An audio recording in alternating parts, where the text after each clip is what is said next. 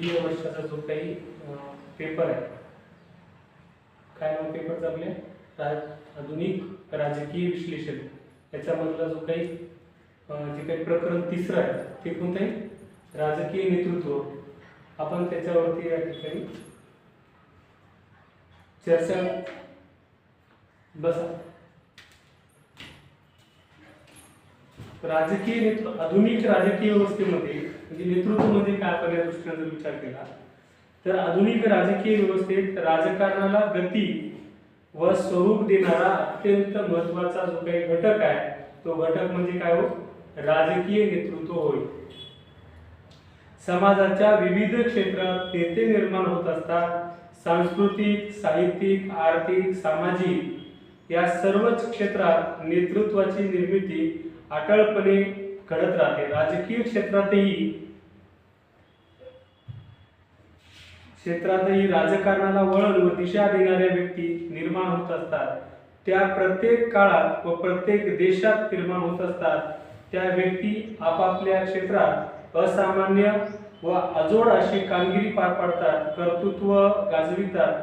त्याच्या कार्याचा प्रभाव लोकमानसावर व त्याच्या जे काही कारकिर्दीवर हा प्रदीर्घ काळ या ठिकाणी टिकून राहतो. म्हणजे जे काही राजकीय नेतृत्व आहे ते विविध क्षेत्रामध्ये, म्हणजे सामाजिक क्षेत्रात देखील नेतृत्व उदयाला पावते, आर्थिक क्षेत्रामध्ये, ठीक आहे. म्हणजे आज आपण जर आर्थिक क्षेत्राचा जर विचार केला तर सगळ्यात जास्त जे काही आर्थिक क्षेत्राचं जे नेतृत्व आहे तो कोण करतो, आता भारतामध्ये सगळ्यात श्रीमंत व्यक्ती कोण आहे, ठीक आहे. म्हणजे मग ते काय करतात, आर्थिक क्षेत्राचं नेतृत्व करतात, व्यावसायिक क्षेत्राचं नेतृत्व करतात. समाजाच्या क्षेत्रामध्ये जे काही सामाजिक बांधिलकी जपणारे जे लोक आहेत ते सामाजिक क्षेत्राचं जे काही नेतृत्व या ठिकाणी करत असतात. त्याचबरोबर राजकीय दृष्टिकोनातून जर विचार केला, जे काही राजकीय क्षेत्र आहे त्या राजकीय बाबतीमध्ये देखील जे काही नेतृत्व उदयाला येते त्याला आपण राजकीय नेतृत्व असं म्हणतो. म्हणजे राजकारणाला एक वेगळी दिशा किंवा वळण देण्याचं काम ते करत असतात. म्हणजे त्या परिस्थितीमध्ये त्या काळामध्ये ते नेतृत्व या ठिकाणी काय होत असते, उदयाला येत असते. आणि त्यांचं जे काही असामान्य कार्यकर्तृत्व आहे त्या कार्यकर्तृत्वाच्या जोरावर ते लोकमानसामध्ये किंवा समाजामध्ये काय होत असते, ते प्रतिबिंबित होत असते. आणि त्यांचं जे काही अधिष्ठान आहे ते कायमस्वरूपी दीर्घकाळ या ठिकाणी टिकून राहिलेलं आपल्याला सांगता येते. जसं भारतीय स्वातंत्र्याच्या चळवळीमध्ये आपल्याला काय कोणकोणतं नेतृत्व उदयाला आलेलं होतं, काय सांगता येईल?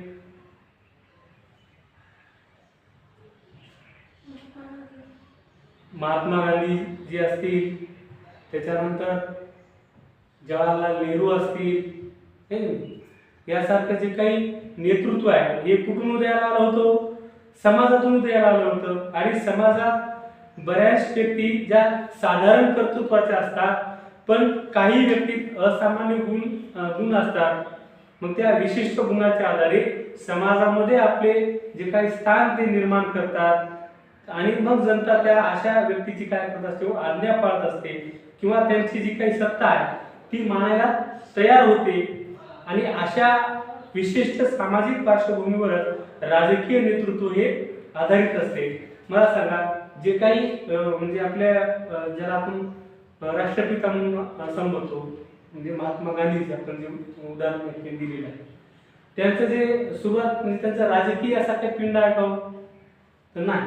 तर त्यांनी जे काही समाजासाठी सुरुवातीला योगदान दिलेलं आहे. म्हणजे दक्षिण आफ्रिकेमध्ये त्यांनी सुरुवातीला जे काही अहिंसेच्या मार्गाने सत्याग्रह केला त्याचाच प्रयोग त्यांनी भारतामध्ये देखील या ठिकाणी केलेला आहे. आणि मग त्यांच्या जे काही काम आहे किंवा त्यांची जी काही शैली आहे त्यामुळे लोक त्यांना आपलं नेतृत्व समजू लागले आणि त्यांच्या ज्या काही आज्ञा आहेत त्या आज्ञा देखील या ठिकाणी सहजपणे लोक काय होऊ लागले, पाळू लागले. म्हणजे अशा पद्धतीनं समाजामधून देखील काय होते की नेतृत्वाचा या ठिकाणी उदय होत असते असं आपल्याला या ठिकाणी सांगता येते. मग नेतृत्वाचा जर अर्थ बघायचा असेल आपल्याला तर ढोबळपणे काय सांगता येईल की नेतृत्वाचा तसा जे काही निश्चित म्हणजे व्याख्या रूपात अर्थ सांगणे तरी सध्या कठीण आहे. पण नेतृत्व म्हणजे काय हे आपल्याला काही म्हणजे जे काही राजकीय कोश आहे त्याच्यामध्ये जी व्याख्या दिलेली आहे ती अशी आहे, एखाद्या गटाचे विशिष्ट ध्येय प्राप्त करण्याचा प्रयत्नाचे संघटन व दिशादर्शन करण्याचा हेतूने प्रेरित झालेले वर्तन म्हणजे नेतृत्व आहे. म्हणजे जेव्हा हे वर्तन राजकीय स्वरूपाचे असते तेव्हा त्या नेतृत्वाला राजकीय नेतृत्व असे म्हटले जाते. म्हणजे काहीतरी ध्येय असते. नेतृत्व विनाकारण द्यायला येते का हो? बरोबर आहे. जे काही नेतृत्व आहे ते त्याच्या पाठीमागे काहीतरी उद्दिष्ट असतात, काहीतरी ध्येय असतात आणि असे ध्येय घेऊनच काय होत असते नेतृत्व हे उदयाला येत असते. एरवी असं जे काही ध्येयविहीन नेतृत्व आहे त्याच्या पाठीमागे समाज राहू शकते का? राहू शकत नाही. त्याच्यामुळे नेतृत्वाला एक विशिष्ट असे या ठिकाणी काय असते ध्येय असते आणि जेव्हा त्याला राजकीय स्वरूप प्राप्त होते तेव्हा त्याला आपण काय म्हणतो राजकीय नेतृत्व असे या ठिकाणी म्हणत असतो. त्यानंतर जी दुसरी व्याख्या आहे नेतृत्वाच्या संदर्भाची ती आहे स्टँडिंग या विचारवंताची. विशिष्ट समूहाच्या सभासदातील एक कार्यात्मक संबंध म्हणजे नेतृत्व असून ते केवळ स्थितिपद किंवा विशेष गुण असलेले व्यक्तित्व नसते तर स्वतःच्या कर्तबगारीचे समूहाचा सक्रिय सहभाग यशस्वीपणे घडविणारे एक विशिष्ट असे राजकीय स्थान असते. म्हणजे विशिष्ट समूहाच्या सभासदातील एक कार्यसंबंध नेतृत्व केवळ स्थितिशील पद किंवा विशेष गुण असलेले व्यक्ती नसते तर स्वतःच्या जे काही कर्तबगारीचा समूहाचा आणि एकंदरीत सहभाग या ठिकाणी जिथं घडत असतो त्या ठिकाणी राजकीय स्थान निर्माण होते. अशा याला देखील आपण काय म्हणतो राजकीय नेतृत्व असे या ठिकाणी म्हणतो. मग या राजकीय नेतृत्वाचे काही आधारभूत घटक असायला पाहिजे. ठीक आहे. म्हणजे राजकीय नेतृत्व कशाच्या आधारावर असते तुम्हाला सांगता येईल का काही? म्हणजे नेतृत्वाचे जे काही आधारभूत घटक आहेत ते कोणकोणते आहेत?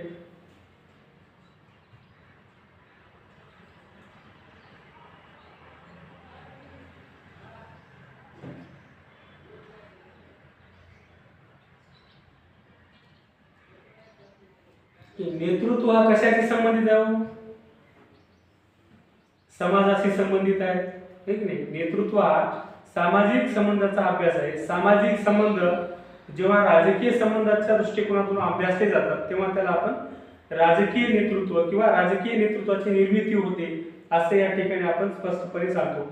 नेतृत्व संकल्पनेत दोन बाबी अत्यंत महत्त्वाच्या आहेत. पहिली बाब म्हणजे काय नेता आणि दुसरी कोणती आहे? दुसरी बाब कोणती आहे तर अनुयायी. बरोबर आहे की नाही? समजा एकटा जर फिरत असेल तर त्याला आपण नेता म्हणू शकतो का? नाही. म्हणून त्याला म्हणजे नेता आणि अनुयायी या दोन बाजू या ठिकाणी महत्त्वाच्या आहेत. समाज रचनेच्या उदयापासून ते दोन वर्ग सातत्याने अस्तित्वात राहिलेले आहेत. नेता समाजाला काय करतो मार्गदर्शन करीत असतो तर अनुयायी नेत्याच्या मार्गदर्शनाखाली वाटचाल करत असतो. म्हणजे जे काही नेतृत्व सांगेल त्या पद्धतीनं ती कार्यपद्धती या ठिकाणी निश्चित केली जाते. समजा एखादा नेतृत्व असेल आपण वेगवेगळ्या क्षेत्रामध्ये नेतृत्व या ठिकाणी पाहतो. सैन्यामधलं जे काही नेतृत्व आहे त्यांनी जर आदेश दिला तर सैन्य काय करते हो पुढची कार्यवाही करते. तशाच पद्धतीनं जे काही राजकीय नेतृत्व आहे तिथे देखील त्या जे काही त्यांचे आदेश आहेत त्या आदेशाचं पालन हे अनुयायी करत असतात. त्याचबरोबर समाजामध्ये देखील विविध संस्था आणि संघटना आपल्या कार्यरत असलेल्या त्यांचे जे काही अनुयायी असतील त्यांचा जो काही वर्ग आहे तो वर्ग त्या नेतृत्वाला काय करत असतो फॉलो करत असतो. धार्मिक क्षेत्रामध्ये देखील तुम्ही जर बघितलं तर जे काही म्हणजे पुरोहित असतील किंवा जे काही त्या म्हणजे त्या धर्माचे किंवा पंथाचे जे काही हे संत असतील ठीक नाही ते त्यांना राजकीय नेतृत्वाच्या दृष्टिकोनात आपला पाहता येणार नाही. पण त्यांचे जे काही अनुयायी वर्ग आहे तो अनुयायी वर्ग त्यांच्या ज्या काही आज्ञा असतील किंवा त्यांचे जे काही म्हणणं असेल किंवा त्यांना ते फॉलो करून काय करतात की म्हणजे ते पाळत असतात. म्हणजे अशा विविध क्षेत्रामध्ये या ठिकाणी आपल्याला काय सांगता येईल की नेता आणि अनुयायी या दोन गोष्टी असल्याशिवाय आपल्याला नेतृत्व आपल्याला सांगता येत नाही. मग नेता म्हणजे काय कशाला म्हणतात नेता? नेता या शब्दात एक व्यक्ती किंवा अनेक व्यक्तीचा म्हणजे समूह यांचा समावेश होतो. नेतृत्व एखाद्या मर्यादित किंवा अतिव्याप्त स्वरूपाच्या गटाला मार्गदर्शन करू शकेल. गट जर छोटा मर्यादित असेल तर तिचे एकेरी नेतृत्व निर्मिती होते, पण गटाचा आकार मोठा असेल तर तिथे बहुलवादी नेतृत्व निर्माण होते. ठीक नाही, म्हणजे जर एखाद्या जे काही नेतृत्व आहे हे एकतर काय असतं म्हणजे एकटा असते किंवा बहुलवादी नेतृत्व असते, म्हणजे जास्त संख्येने नेते असतात. ठीक आहे, एकाच आयडिओलॉजीचे जास्त नेते तीच आयडिओलॉजी समाजापर्यंत नेण्याचं काम करतात.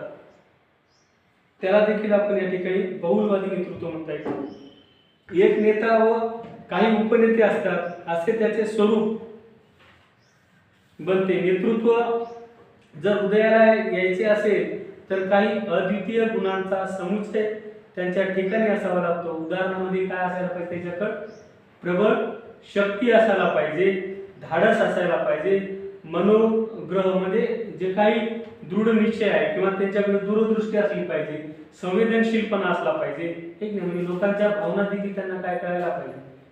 म्हणजे भावनाविहीन जर नेतृत्व असेल तर मग त्याचबरोबर लोकांच्या ज्या काही अडीअडचणी आहेत त्या बरोबर त्याच्यावरती त्याला ते बोट ठेवता आलं पाहिजे. असा ह्या ज्या काही क्षमता आहेत त्या क्षमता या नेतृत्वाकडे असायला पाहिजे.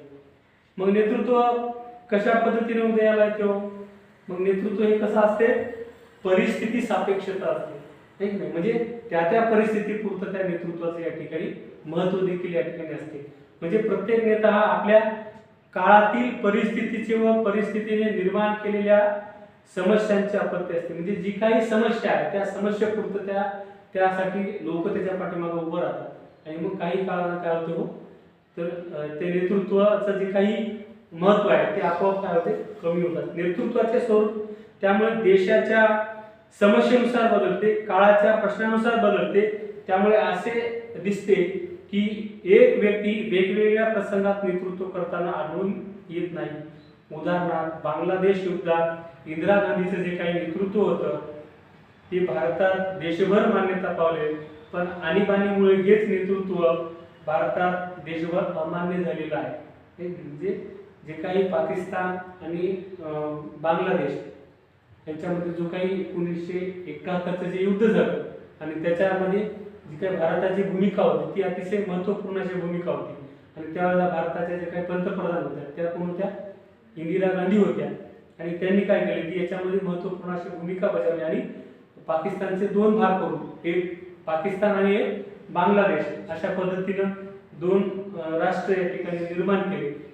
आणि मग त्यावेळेला त्यांचे जे काही आयर्न लेडी म्हणा किंवा अशा ज्या काही त्यांचं जे काय म्हणतात आपल्याला त्या नेतृत्वाचा जो काही जयघोष होत होता, कालांतराने मात्र जे काही त्यांनी आणीबाणी देशामध्ये घोषित केली त्यामुळे मात्र या ठिकाणी त्यांच्या नेतृत्वावर या ठिकाणी टीका होऊ लागली होती किंवा त्यांचे नेतृत्व लोक हे स्वीकारायला तयार नव्हते. मग ही काय परिस्थिती काय झाली हो वेगळी झाली. मग अशा स्वरूपाच्या नेतृत्वाची मागणी म्हणजे वेगवेगळी परिस्थिती वेगवेगळ्या स्वरूपाच्या नेतृत्वाची काय करत असते मागणी करते. म्हणून जी काही परिस्थिती आहे त्या परिस्थितीनुसार किंवा परिस्थिती सापेक्ष नेतृत्व आपल्याला या ठिकाणी सांगता येईल. त्यानंतर अनुयायी नेतृत्व नावाच्या नाण्याची दुसरी बाजू म्हणजे अनुयायी. माणसाची सावली ही जितकी अपरिहार्य आहे तितकेच नेतृत्वाच्या जोडीला अनुयायी किंवा आवश्यक असतात. म्हणजे जसं आपण उन्हात गेल्यावर आपली सावली दिसते त्या पद्धतीनं नेतृत्वाच्या पाठीमागं अनुयायी असायलाच पाहिजे. ठीक आहे, जर अनुयायी नसतील तर त्याला नेतृत्व म्हणता येईल का, म्हणताच येणार नाही. मग ते नेतृत्व कोण्या गटाचं किंवा कोण्या समूहाचं तो नेतृत्व करतो असं आपल्याला सांगता येईल. त्याच्यामुळे अनुयायी हा घटक देखील या ठिकाणी महत्त्वाचा आहे. म्हणून अनुयायी हा नेतृत्वाचा काय असतो आधार असतो किंवा पाया असतो असं आपल्याला या ठिकाणी म्हणता येईल. अनुयायी कसे आहेत यावर नेतृत्वाचा कस ठरत असतो. अनुयायाची संख्या जर मोठी असेल तर त्या नेत्याच्या प्रतिष्ठेमध्ये काय पडते भर पडते. आणि जर अनुयायी निष्ठावान असतील नेतृत्वाच्या प्रभावात भर पडते. अनुयायांनी त्या नेत्याला संपूर्णपणे स्वीकारले तर नेत्याच्या शक्तीत भर पडते. अनुयायांची जेवढी ताकद असेल त्या प्रमाणात नेतृत्वाचे वजन वाढते, म्हणून अनुयायाच्या एकूणच स्वरूपावर नेतृत्वाचं जे काही कार्य आहे ठीक आहे ते अवलंबून असते. जर अनुयायी जर त्याच्या पाठीशी नसतील किंवा अनुयायी जर निष्ठावान नसतील तर नेतृत्व हे फार काळ टिकल का हो, तर टिकणार नाही. त्यामुळे अनुयायी हा घटक देखील या ठिकाणी नेतृत्वासाठी आवश्यक आहे असं आपल्याला सांगता येते. त्याच्यानंतर परिस्थिती, बदल परिवर्तन हा परिस्थितीचा काय आहे, स्थायी भाव आहे. ठीक आहे, जशी परिस्थिती बदलली तसं या ठिकाणी बदल घडत असतो. एकाच स्वरूपाची म्हणजे अनुकूल वा प्रतिकूल राहील हे संभवनीय नसते आणि परिस्थिती अनुकूल आहे की प्रतिकूल यावर नेत्याचे सामर्थ्य व प्रभाव अवलंबून असतो. पुष्कळदा नेते परिस्थितीला अनुकूल वळण आपापल्या कर्तृत्वाने प्राप्त करून देतात. उदाहरणार्थ लेनिन, इंदिरा गांधी यांनी प्रतिकूल परिस्थितीला वळण देऊन अनुकूल करून घेतले व साहजिकच त्यांच्या प्रभावात व सामर्थ्यात भर पडली. ही परिस्थिती भौतिक, आर्थिक आणि राजकीय स्वरूपाची देखील असू शकते. म्हणजे जी काही परिस्थिती आहे त्या परिस्थितीनुसार नेतृत्व या ठिकाणी आपलं जे काही कार्य आहे ते कार्य या ठिकाणी करीत असते. पंतप्रधान नरसिंहराव यांनी आर्थिक परिस्थितीला वेगळे वळण देऊन आपले नेतृत्व सिद्ध करण्याचा या ठिकाणी प्रयत्न केला आहे. तर पाकिस्तानात अयूब खानने देखील राजकीय परिस्थिती अनुकूल करून देऊन आपले नेतृत्व सिद्ध करण्याचा यशस्वी प्रयत्न केला. त्या समाजात नेतृत्व कार्य करते त्या समाजातील लोकांची बौद्धिक पात्रता, जपलेली मूल्य आणि लोकांची मनोधारणा किंवा मानसिकता यावरील परिस्थिती अवलंबून असते. नेतृत्व चतुर व धोरणी असेल तर अशा परिस्थितीचा वापर आपले स्थान बळकट करू शकते. तर आपल्या गटातून फुटून लोक बाहेर पडेल तर नेतृत्व क्षीण होते. उदाहरणार्थ व्ही.पी. सिंग गटातून बरेच प्रभावी सदस्य बाहेर गेल्यामुळे त्यांचे नेतृत्व पूर्वीप्रमाणे राहिले नाही. आपल्या गटात नवीन लोकांची भरती या परिस्थितीत बदल पडतो व नेतृत्व कमी अधिक प्रमाणात प्रभावी बनते. म्हणजे जी काही परिस्थिती आहे ही कायमस्वरूपी सारखी असते का हो, तर सारखी असत नाही. जे काही या ठिकाणी आपण उदाहरण दिलेले आहेत ते आपण बघितलेले आहेत तर त्या त्या परिस्थितीनुसार जे काही घटक आहेत ते घटक या ठिकाणी नेतृत्वाला जबाबदार असते. त्यानंतर नेतृत्वाच्या घटकात जो काही पाचवा मुद्दा आहे तो आहे कार्य. नेतृत्वाला कार्य पार पाडण्यासाठी विविध क्षेत्रे उपलब्ध असतात. एखाद्या क्षेत्रात नेतृत्वाने किती कार्य केले, कोणते कार्य केले, निवडले व स्वीकारलेल्या कार्यास त्या कितपत त्याला यश आले यावर देखील नेतृत्वाचं काय असते, प्रभाव अवलंबून असते. उदाहरणामध्ये आर्थिक आघाडीवर लढणे, हिंदूंचे संघटन करणे, कामगार हित साधणे असे अनेक कार्यक्षेत्रे उपलब्ध आहेत. सगळेच नेते सर्वच कार्यक्षेत्रात यशस्वी होऊ शकतील असं नाही. कित्येकदा नावडीचे कामे नेतृत्वाला परिस्थितीवर पार पाडावी लागतात तर कित्येकदा आवडीचे कार्य असून देखील परिस्थिती त्या पद्धतीची नसते आणि त्यामुळे ते कार्य त्या ठिकाणी त्यांना पार पाडता येत नाही. म्हणजे असे देखील म्हणजे व्यक्तिगत स्वरूपावर केवळ व्यक्ती महत्वाच्या आधारावर लोकमान्यता प्राप्त करण्याचे आता म्हणजे दिवस संपलेले आहेत. म्हणजे जे काही काम आहे आता त्या कामावरच काय आहे तर नेतृत्व या ठिकाणी उभं राहते. म्हणजे पूर्वी जसं होतं की म्हणजे जे काही व्यक्तिगत त्याचं जे कार्य आहे त्याच्यामुळे ते नेतृत्व या ठिकाणी प्रबळ व्हायचं. पण आता सध्या मात्र लोक कामावरती या ठिकाणी विश्वास ठेवत आहे. ते जे काही कार्य करतात त्या कार्यावर या ठिकाणी नेतृत्व अवलंबून असलेलं आपल्याला सांगता येईल. आता पुढचा जो काय आपला या प्रकरणामध्ये आहे ते आहे आदर्श नेतृत्वासाठी आवश्यक गुण. मग आदर्श नेतृत्वासाठी कोणकोणते गुण आवश्यक आहेत काय सांगता येतील का?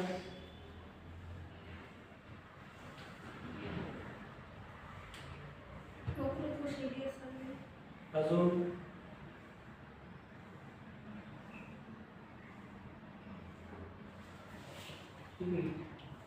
याच्यामध्ये अद्वितीय गुणांचे अस्तित्व असे एक मुद्दा दिलेला आहे. म्हणजे राजकारणात अथवा अन्य क्षेत्रामध्ये कुशल नेतृत्व व्हायचे असेल तर त्याच्या अंगी उत्कृष्ट काय असलं पाहिजे, तुम्ही म्हणल्यासारखं वक्तृत्व गुण किंवा वक्ता असायला पाहिजे असावा, नेतृत्वाच्या अनुभवाला शिक्षणाची जोड असावी, त्याचप्रमाणे त्याचा मनोनिग्रह हा दांडगा असावा, म्हणजे त्याची निर्णय क्षमता ही चांगली असायला पाहिजे, तो धैर्यवान, प्रत्येक समस्येच्या सोडवणुकीत पुढाकार घेणारा असावा, बदलत्या काळाप्रमाणे त्याची जी काही पावले आहेत ती पावले ओळखून त्यांनी कौशल्याने जी काही धोरणं आहेत ती धोरणं या ठिकाणी निर्माण करावी, दुसऱ्याच्या मताचा तो आदर करणारा असावा, तो उत्तम जे काही चातुर्य आहे ते त्याच्याकडे असायला पाहिजे, लोकांच्या अपेक्षा व आकांक्षा मूर्त स्वरूपात आणण्याची जी काही क्षमता आहे ती क्षमता त्याच्याजवळ असायला पाहिजे,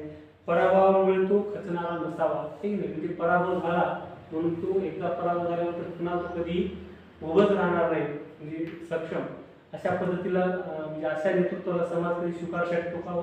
नाही, तरी पराभव झाला तरी नव्याने या ठिकाणी तो लढण्यासाठी किंवा समाजाच्या कामासाठी तेवढ्याच तत्परतेने जर तो उभं राहिला किंवा समोर आला तर लोक त्याला हळूहळू स्वीकारायला देखील या ठिकाणी तयार होतात,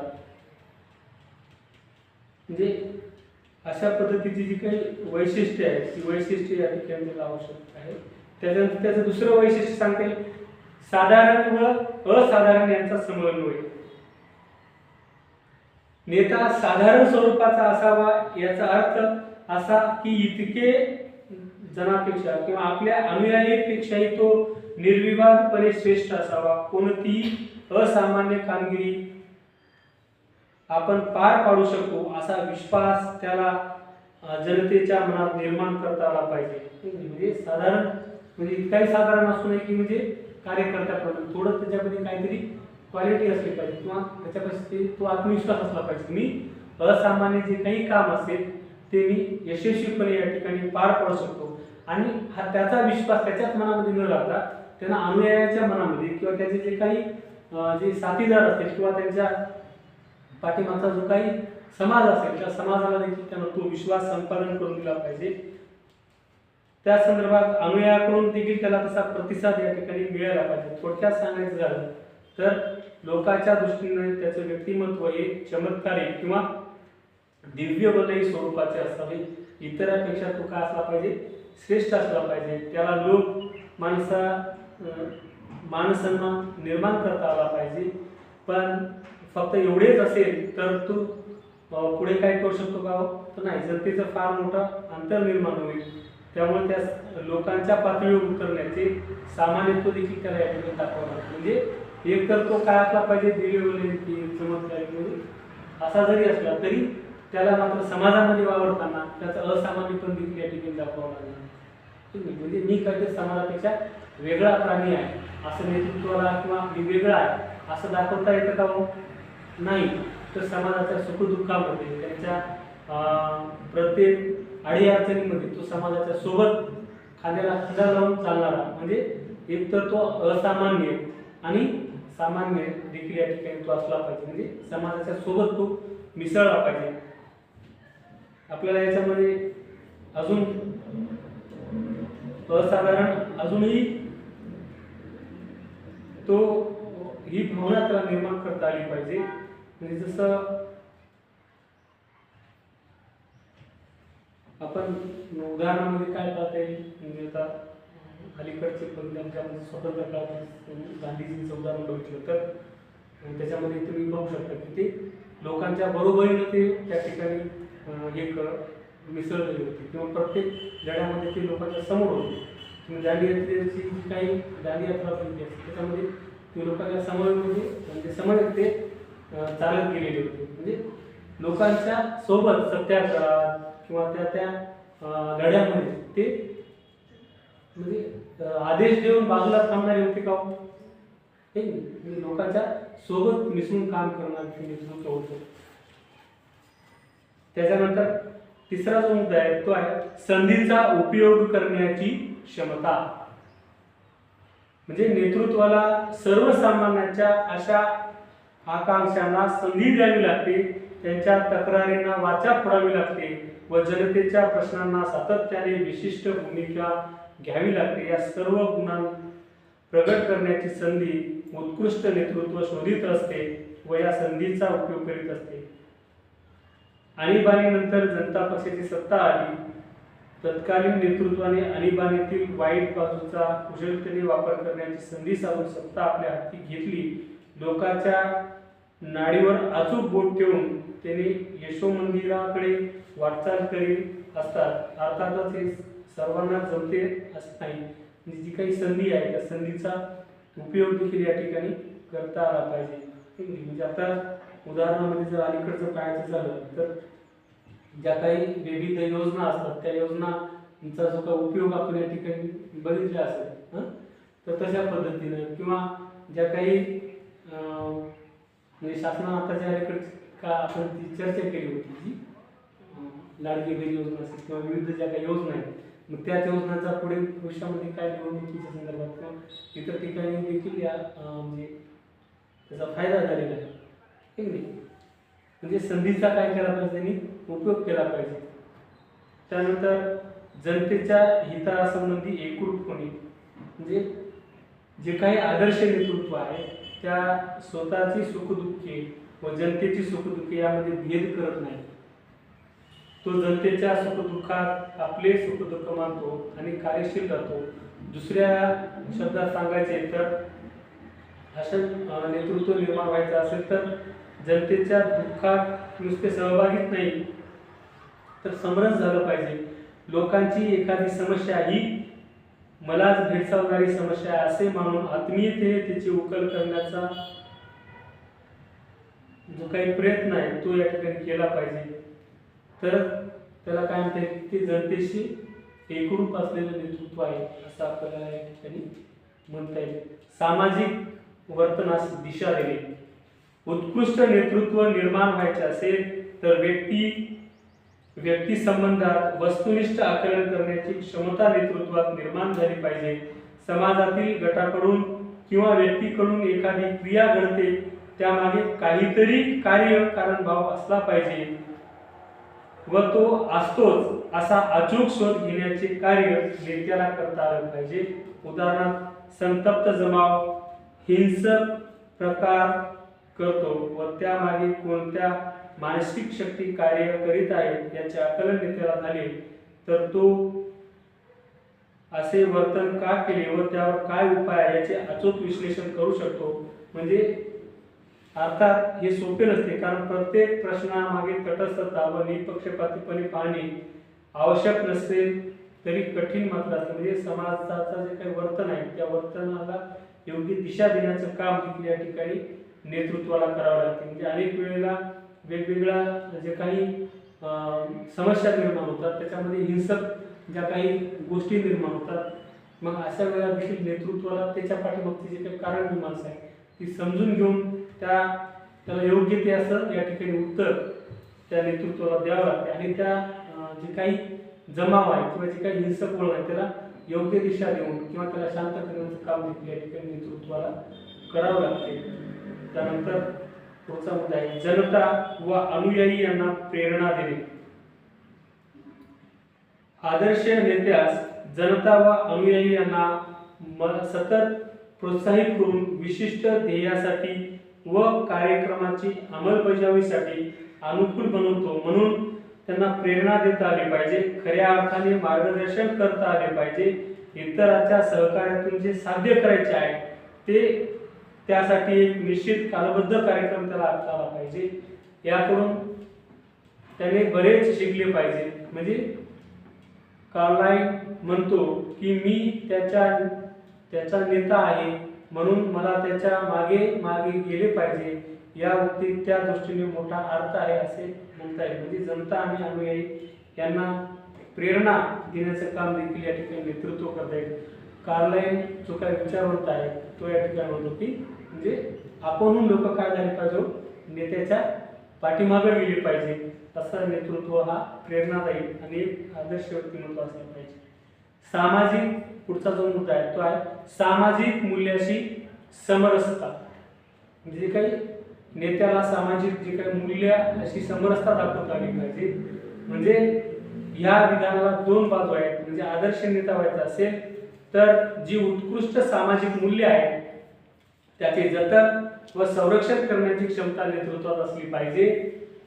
व त्या तत्वावर समाज धावणार, म्हणजे समाज भान किंवा त्याचं जे काही विध्वंस त्याने होऊ देता कामा नये. पण जी काही कुचकामी कालबाह्य सामाजिक मूल्य आहेत त्यांना विरोध करून लोकांचे मन त्या दृष्टीने त्याला तयार करता आले पाहिजे.